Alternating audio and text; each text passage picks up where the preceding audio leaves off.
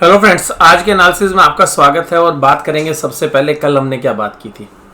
कल जो चर्चा थी हमारी वो निफ्टी बैंक के बारे में थी कि देखिएगा 18,000 के ऊपर जो है क्लोजिंग हुई है। शॉर्ट कवरिंग लास्ट के टाइम में आई नहीं। मैंने कहा था कि 100-150 पॉइंट और ऊपर बाजार जाके वहाँ पर एक सेल ऑफ आ सकता है या वहाँ पर एक डिस्ट्रीब्यूशन टाइप ऑफ पैटर्न बन सकता है, और बाजार ने लगभग वैसा ही करने की कोशिश की। अब निफ्टी के अलावा बैंक निफ्टी पर क्या राय थी, तो बैंक निफ्टी पर हमारी राय थी कि बैंक निफ्टी साइडवेज रहेगा या नेगेटिव की तरफ जाएगा। तो आज बैंक निफ्टी सिमिलरली जैसा कल हमने चर्चा की थी वैसा ही रहा। आज ऊपर की तरफ गया लेकिन ऊपरी लेवल पर सेलिंग आ गई। अभी ये तो था आज के बारे में जो हमने चर्चा की। इसके अलावा जो डिफेंसिव है, और स्पेशली मैंने आपके साथ चर्चा की थी आईटी के अंदर कि आईटी अब बाजार के अंदर एक फ्लेवर का काम कर रहा है, यानी कि एक तड़का लगा रहा है बाजार के अंदर।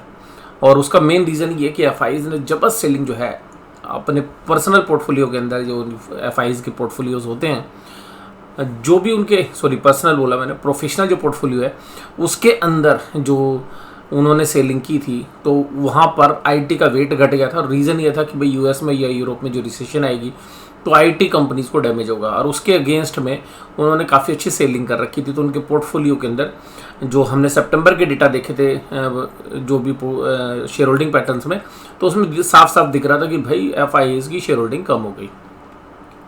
अब वो कम हो तो गई, अब यूएस के बाजार चल दिए। यूएस के बाजारों ने उतना नेगेटिव रिएक्ट नहीं किया, वहाँ की आईटी कंपनी ने नेगेटिव रिएक्ट नहीं किया, तो अब वो अपना शेयर्स लेने तो चलेंगे ही। तो अपना जो उन्होंने लूज़ किया था, सेल किया था, तो उनको निचले रेट पे माल मिल भी रहा है। तो इसीलिए आईटी कंपनीज के अंदर नीचे से कोई ज़्यादा उठाव था भी नहीं, तो वहाँ पर उन्होंने बाइंग करते हुए वो नज़र आए। और यही रुख जो है हमने पिछले हफ्ते के एंड में, जो हमने महीने की वीक का जो हमने एनालिसिस किया था कि भाई इस हफ्ते में क्या हो सकता है, तो उसमें एक स्पेशल फ्लेवर था हमारा कि भाई जो डिफेंसिव है, और स्पेशली जो है मैं आईटी की तरफ जो है रुझान कर रहा था।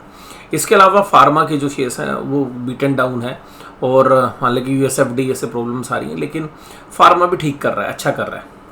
और मैंने कल ही शायद आपके साथ चर्चा की थी डीवीज लैब की भी, कि या तो शायद लाइव सेशन में की थी मैंने या आपके साथ की थी, और मैंने यही कहा था कि भाई डीवीज लैब, डॉक्टर रेड्डी या जो सन फार्मा जैसे जो शेयर्स हैं उनमें एक स्ट्रेंथ देखने के लिए मिल रही है। एक स्पेशल डिस्क्लोजर कर दूं मैं, क्योंकि अब सन फार्मा का नाम लिया, तो सन फार्मा मेरे पर्सनल पोर्टफोलियो में था। आज मैंने उसमें से कुछ सेलिंग भी की है और रिजल्ट आने के बाद की है। हालांकि रिजल्ट अच्छे हैं, नो डाउट, बट मुझे जो है थोड़ा सा प्रॉफिट बुक करना था, तो मैंने जो है सन फार्मा की कुछ होल्डिंग अपनी पर्सनल पोर्टफोलियो में सेल भी की है। एज ए डिस्क्लोजर बता दूं, हालांकि जो है फार्मा मेरे पोर्टफोलियो में अभी भी काफ़ी है, लेकिन मुझे ऐसा लगता है कि फार्मा, और जो अभी ये ट्रेडिंग के लिए मैं बात कर रहा हूँ, इन्वेस्टमेंट में देखिए अलग चीज़ होती है, तो मैंने जो सेल किया वो इन्वेस्टमेंट में से सेल किया। तो यहाँ पर जो भी हमारा जो व्यू है वो सेम है। तो जो डिफेंसिव है अभी भी डिफेंसिव रहेंगे, लेकिन इसका मतलब ये नहीं है कि बाजार जो है अब एक तरफा चलेंगे। अब बाजार अपने जो नए हाई के नीचे नीचे ही जो है जब तक काम करेंगे, तो मुझे लगता है कि पूरा जो टाइम है बाजार कंसोलिडेशन में बिताएगा। और जो हाई है वो 18,604.45 का, और ये जो हाई लगे थे ये लाइफ टाइम हाई है निफ्टी के। तो यहाँ पर और जब वो हाई लगे थे तब एक फ़र्क था कि अब बैंक निफ्टी आउट परफॉर्म कर रहा था, अब बैंक निफ्टी आउट परफॉर्म कर रहा है, और आईटी और फार्मा उस समय पर आउट परफॉर्म कर रहे थे जब हाई लगा था। तो अब बैंक निफ्टी तो चल चुका है, और मैं यही कह रहा हूँ कि भाई बैंक निफ्टी साइडवेज होगा। आज ऐसा ही हुआ, आपने देखा ऊपरी लेवल से सेलिंग हुई, और आईटी और फार्मा थोड़ा सा पिकअप कर रहे हैं। और मैं स्पेशली आईटी पे मैं थोड़ा सा ज़्यादा बुलिश था इस हफ्ते के स्टार्टिंग में, और आईटी में बहुत अच्छा पिकअप देखने के लिए मिला। आज जो मोस्टली जो शेयर्स थे आईटी में, इवन जो टीसीएस हैवी वेट है उसने भी एक अच्छा काम आज किया। मेरा जो रुख है बाजार के बारे में वो अभी ध्यान से समझिएगा। मुझे पर्सनली ऐसा लगता है कि जब बाजार हायर लेवल की तरफ आते हैं तो हमें एक अपनी जो वैल्यूशंस हैं या जो कंपनी के जो रिजल्ट्स हैं उसके अकॉर्डिंगली शेयर का भाव जो है वो किस तरीके का है। अच्छा, एक और डिस्क्लोजर दे दूँ, आप में से बहुत सारे लोग सोचें सर सन फार्मा सारा बेच दिया है या पार्शली बेचा? पार्शली बेचा है, ये बता देता हूँ मैं आपको। तो यहाँ पर जो निफ्टी 50 के अंदर जो भी शेयर्स हैं उनमें आज फार्मा और आईटी अच्छा करते हुए नजर आए। इसी तरीके से अगर हम बात करें कि भाई बैंक निफ्टी के शेयर्स ने आज जो है अंडर परफॉर्म किया, और जो आज परफॉर्मेंस आई शुरू में उसके बारे में मैंने पिछले हफ्ते बात की थी। देखिएगा अगर अब बैंक निफ्टी अब चलेगा ना तो HDFC बैंक को चलना पड़ेगा, HDFC बैंक और कोटक को चलना पड़ेगा, वो भी चल चुके, और उनके चलने के बाद ऊपरी लेवल पर सेलिंग आई है। अब मुझे बैंक निफ्टी में मेरा सिमिलर व्यू है जो मेरा कल व्यू था। मैं अभी भी बैंक निफ्टी के अंदर कंसोलिडेशन वाला माहौल या नीचे वाला रुख ही जो है प्रिडिक्ट कर रहा हूँ। अभी मुझे नहीं लग रहा कि बैंक निफ्टी में भी तेजी होगी। हालांकि IT और फार्मा के दम पे निफ्टी 18,000 के आसपास घूम सकता है, बट मुझे ऐसा कोई भी संकेत नहीं लग रहा है कि भाई जिस तरीके से मीडिया में खूब बातें हो रही होंगी निफ्टी 25,000 20,000, मुझे अभी ऐसा नहीं लग रहा। और मुझे ऐसा लग रहा है कि हाई के आसपास भी शायद बाजार ना जाए और हाई से पहले ही शायद रिवर्स कर लें, उसके चांसेस हमें ज़्यादा लग रहे हैं। और ये डिपेंड करेगा कि हाई टूटेगा या नहीं टूटेगा। ध्यान रखिएगा, हाई के बाद अगर सस्टेनेबिलिटी आई, हाई तक हो सकता है कि रैंक के पहुंच जाए, लेकिन विदाउट बैंक निफ्टी स्टॉक्स या विदाउट फाइनेंशियल्स बाजार 18,000 के ऊपर ज़्यादा दिनों तक नहीं टिक सकता। IT 1 दिन 2 दिन 4 दिन बाजार को 18,000 के ऊपर रोक तो सकते हैं, लेकिन अगर बैंक निफ्टी में पेन आ गया ना, क्योंकि अभी तो वो साइडवेज है, लेकिन अगर bank Nifty sideways to downward का हमारा व्यू है, अगर बैंक निफ्टी में सच में डाउनवर्ड आ गया तो निफ्टी 18,000 के ऊपर होल्ड नहीं होगा। बेशक से IT शेयर्स रोकने की कोशिश करें तो IT 1 दिन 2 दिन 4 दिन तो रोक सकते हैं, बट एक लॉन्गर पीरियड पर निफ्टी को 18,000 से ऊपर नहीं रोक सकते। ये बात आपको ध्यान रखनी है। और रीज़न मैंने आपको बता दिया कि भाई मैं IT पे क्यों बुलिश था। और कुछ सिमिलर व्यू जो है फार्मा के अंदर थोड़ी सी इंप्रूवमेंट हो रही है। और फार्मा में भी ऐसा नहीं है कि अभी वन वे तेजी होने वाली है, ये एक टेक्निकल पुल बैक है और हो सकता है कि फार्मा में भी अभी थोड़ी और रहे। हालांकि मुझे IT पे जो सस्टेनेबिलिटी है, मेरा लॉन्गर टर्म का व्यू भी जो है IT पे थोड़ा सा ज़्यादा पॉजिटिव है। हो सकता है कि बीच में 2-4 हिकअप्स आए, और IT जो है मुझे क्यों पसंद है वो कभी मैं आपके साथ चर्चा करूँगा कभी किसी दूसरी वीडियो के अंदर। अब निफ्टी 50 ने आज एक अच्छा खासा जो जहां से ट्रिपल टॉप बन रहा था, अभी देखिए इसकी कंफर्मेशन नहीं है, वहीं से जो है उसने क्लोज देने की कोशिश की। क्लोज तो आज बहुत बढ़िया हो जाता अगर बैंक निफ्टी अगर आज निफ्टी का साथ देता तो। और हमने ऐसी ही उम्मीद आपके साथ की थी कि भाई बैंक निफ्टी अभी साइडवेज रहेगा, और उसी वजह से मैंने कहा था कि भाई 100-150 पॉइंट के ऊपर जाने के बाद निफ्टी के रिवर्स करने के चांसेस बहुत अच्छे हैं। निफ्टी का अब 18,000 से ऊपर टिका रहना मुझे पर्सनली ऐसा लगता है। 1-2 दिन तो देखो टिका सकते हो आप IT या फार्मा से, लेकिन लॉन्गर टर्म में या आप ये कहें कि 15 दिन बाद क्या निफ्टी 18,000 के ऊपर होगा, रीज़न साफ है भैया। बैंक निफ्टी के financial stocks Bajaj finance, Bajaj Finserv, ठीक है, HDFC लिमिटेड, अगर ये भैया साथ देंगे तो टिकेगा, अदरवाइज नीचे आ जाएगा। और कहाँ पर बाजार चला, अब देखिएगा जो चीज़ें मैंने अब आपके साथ की थी, याद करिए जब इन्फोसिस टूट रहा था 1425-1430 का भाव था, मैंने आपके साथ खुल के कहा था कि भाई इन्फोसिस लेने का समय, पैनिक में मत आना। और इन्फोसिस वहाँ से तकरीबन 125-150 रुपये चल चुका है। ये मेरा सिमिलर व्यू था, और सिमिलर व्यू मेरा TCS पे भी था। और मैं ये तो मैंने महीने की शुरुआत में, पिछले महीने की शुरुआत में भी बोली थी ये बात कि भाई TCS के 2800 की पुट बेच दो और आराम से बैठ जाओ, क्योंकि मुझे लग रहा है कि 2800 के नीचे नहीं जाएगा। और तब बड़ा पेन था, और यहाँ पर TCS में पर्सनली होल्डिंग है मेरी TCS के अंदर, और HDFC लिमिटेड जो है इसमें भी तेजी थी। तो आज जो HDFC बैंक ने 10 पॉइंट का कंट्रीब्यूट किया और HDFC ने 19 पॉइंट का, अगर ये नहीं होता तो आप देखिएगा बैंक निफ्टी भी इतना अच्छा नहीं होता। एक्सिस बैंक में ऊपरी लेवल पर पिछले महीने जो बिल्डअप हुआ था लॉन्ग साइड में, उस बिल्डअप में अब प्रॉफिट बुकिंग हुई है। तो एक्सिस बैंक में अब अगर आप ये कहेंगे कि जी बहुत डाउन साइड वाइड नहीं, अब एक्सिस बैंक संभल के, एक्सिस बैंक में जिन लोगों ने प्रॉफिट बुकिंग करनी थी कर ली। 850 के आसपास, अगर ये 860 के आसपास अब यहाँ पर मिलता है तो यहाँ पर भूल कर भी शॉर्ट मत करना। अब एक्सिस बैंक बाकी बैंक निफ्टी स्टॉक्स की तरह चलेगा, और जो आउट परफॉर्मेंस इसने पिछले महीने की थी तो वो अब आउट परफॉर्मेंस नहीं रहेगी, बाकी स्टॉक्स के साथ आ जाएगा।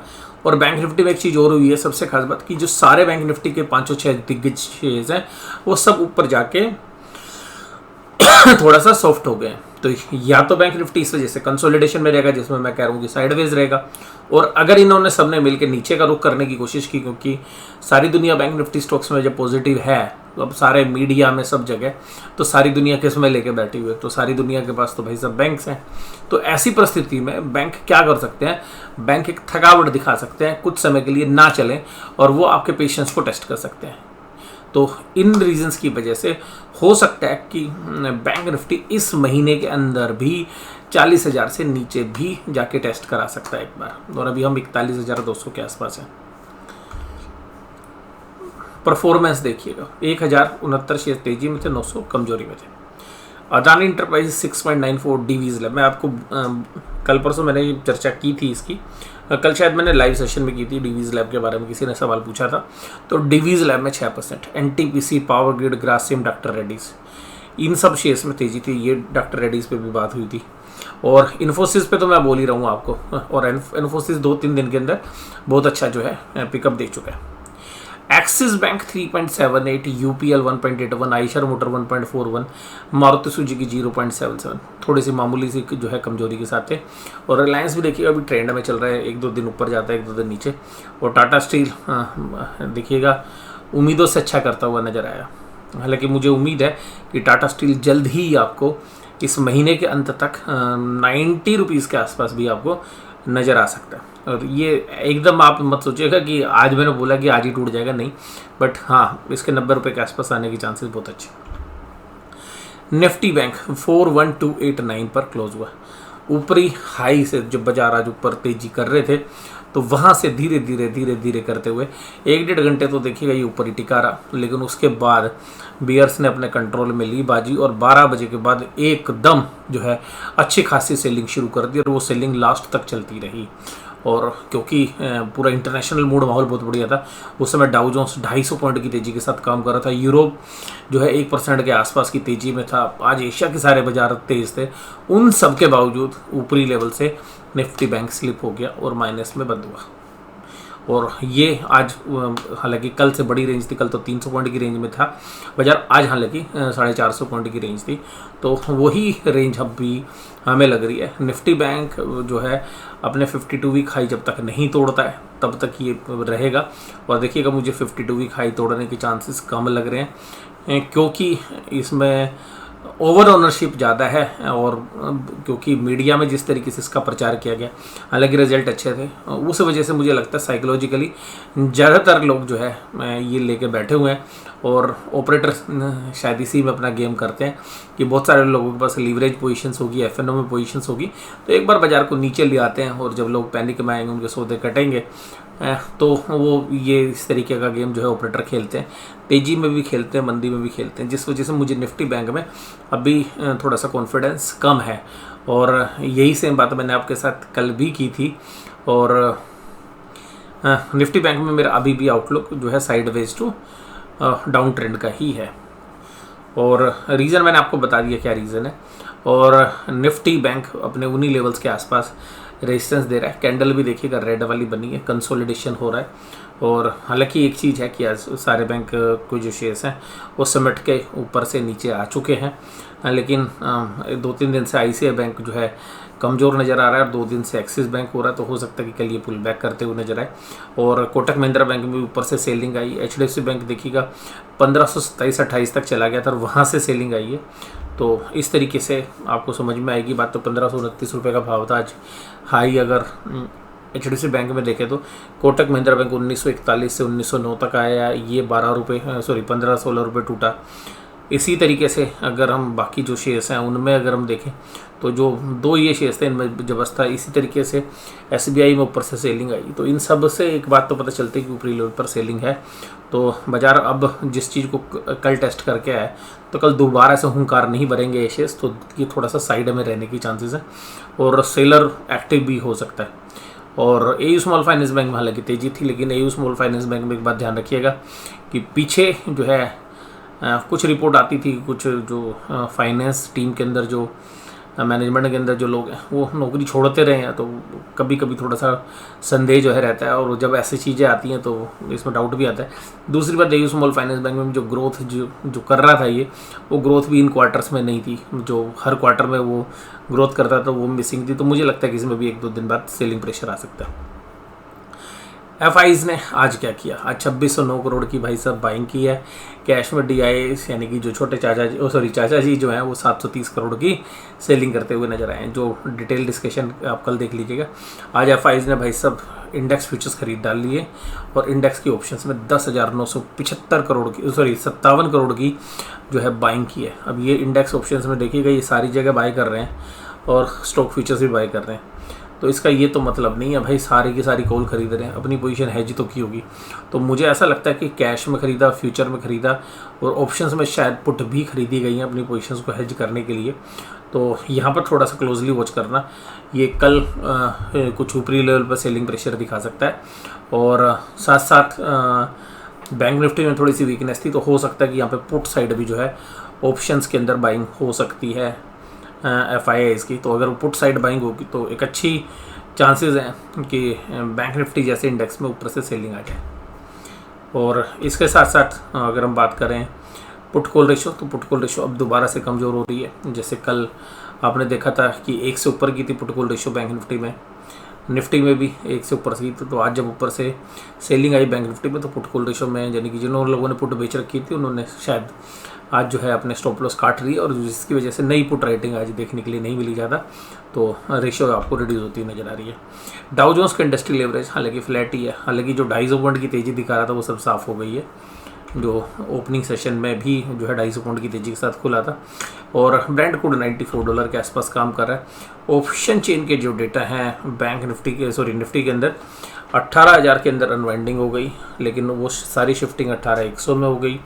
उतने कॉन्टैक्ट और 18,200 की कॉल में भी 22,000 कॉन्टैक्ट हो गए। तो ऐसा नहीं है कि जितनी अनवाइंडिंग हो रही है उतनी कॉल राइटिंग नहीं हो रही, यानी कि कॉल राइटर इतने नहीं डरे हुए, नीचे से भैया शिफ्ट करके ला रहे हैं, ऊपर अपनी पोजीशन को शिफ्ट कर रहे हैं। लेकिन 18,100 पे जबरदस्त पुट राइटिंग हुई है आज, यानी कि 18,100 एक बेस बनाता हुआ नजर आया जहाँ पे 1,49,000 कॉन्टैक्ट्स लिखे गए। इसके अलावा 18,000 पे भी अच्छा बेस है, तो शायद इस एक्सपायरी में 18,000 को होल्ड कराने की पूरी कोशिश रहेगी। और 18,100 पे भी जो पुट राइटिंग हुई है वो काफ़ी जबरदस्त है, तो इनको देख के तो मजबूती लगती है। लेकिन ध्यान रखिएगा, अगर 18,100 टूटता है या 18,000 टूटता है, हालांकि अभी की चांस नहीं है कल, तो हमें कल लग रहा है कि निफ्टी कंसोलिडेशन में रहेगा, और बैंक निफ्टी अगर ऊपर बढ़ने की कोशिश करेगा तो दोबारा से सेलिंग जो उसको झेलनी पड़ सकती है। कॉल अनवाइंडिंग देखिएगा यहाँ पर भी हुई है, लेकिन इतनी ज़्यादा नहीं हुई है जितनी बैंक निफ्टी में। और जो कॉल राइटिंग है 41,500 पे 65,000 कॉन्टैक्ट है, और यहाँ पर पुट राइटिंग भी 50,000 है, और यहीं पे हाईएस्ट ओपन इंटरेस्ट है कॉल साइड में। तो शायद ये एक्सपायरी 41,500 के ऊपर तो ना हो, और निचले लेवल पे पुट अनवाइंडिंग भी हुई है 41,200 पे 41,000 पे, तो और इसके साथ 40,500 पर भी हुई है, और ये 40,000 तक भी अनवाइंडिंग हुई है। इतनी दूर दूर अनवाइंडिंग हो गई है पुट में, तो इसका मतलब ये है कि अगर पुट की इतनी जबरदस्त अनवाइंडिंग हुई है तो पुट राइटर थोड़े से डर गए।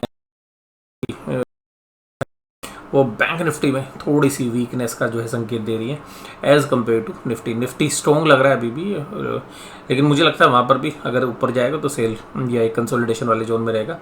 बैंक निफ्टी में क्लियरली एक वीकनेस देखी जा सकती है, और ऑप्शन चेन के डेटा से, और अगर ऐसा होता है ऑप्शन चेन के हिसाब से, तो हो सकता है कि कल आपको 41,000 के नीचे भी बैंक निफ्टी जाता हुआ नजर आए, और इसकी संभावना ऑप्शन चेन के डेटा से बनती हुई नजर आ रही है। और मैं तो देखिएगा वैसे ही साइडवेज टू वीकनेस के संकेत दे रहा हूँ। हालांकि निफ्टी में स्ट्रेंथ है थोड़ी, और बैंक निफ्टी में नहीं है। और अभी भी मुझे लगता है कि जो कंपनियां IT स्पेस में है उनका लॉन्ग टर्म अच्छा है। 1-2 क्वार्टर में झटके आएंगे भी ना, तो भी अगर आप उन झटकों को झेलने की ताकत रखते हैं, और वहाँ से अगर अपने पोर्टफोलियो को 10-15-20% गिरता हुआ देख सकते हैं, या SIP मोड में इन्वेस्टमेंट करते हैं, तो मुझे लगता है कि IT अभी भी एक अच्छा स्पेस है जहाँ पर बाइंग बन सकती है। और लेकिन कंपनियाँ ऐसी चुनिएगा जिनकी लॉन्ग टर्म विजिबिलिटी हो, और स्मॉल कैप शेयर्स में ना जाएं IT के अंदर। और IT में जब भी इन्वेस्टमेंट करें, या तो लार्ज कैप शेयर हो या मिड कैप में भी हो, तो एक मिड कैप क्वालिटी स्टॉक हो और मिड कैप का मतलब ये है कि मतलब 5-6 हज़ार करोड़ से ऊपर की कंपनी हो मार्केट कैप में। वो ऐसी कंपनी भी हो सकती है जिनके भी लास्ट में IPO आए हैं और मैनेजमेंट का ट्रैक रिकॉर्ड अच्छा है पीछे पास्ट में, और उनकी कॉर्पोरेट गवर्नेंस अच्छी है, और मैनेजमेंट की कमेंट्री जो है काफ़ी दमदार हो। तो ऐसे जो शेयर्स हैं मेरे पर्सनल पोर्टफोलियो में भी हो सकते हैं। और इससे रिलेटेड 1-2 वीडियो जो है वीकेंड में मैं आपके साथ डिस्कस करने की कोशिश करूंगा कि किस तरीके के जो शेयर्स हैं वो IT में मुझे पसंद है। तो यहाँ पर आज की चर्चा बस यहीं तक। वीडियो का एनालिसिस कैसा लगा वो जरूर से जरूर मुझे कमेंट बॉक्स में बताइए। वीडियो देखने के लिए धन्यवाद। Thank you very much.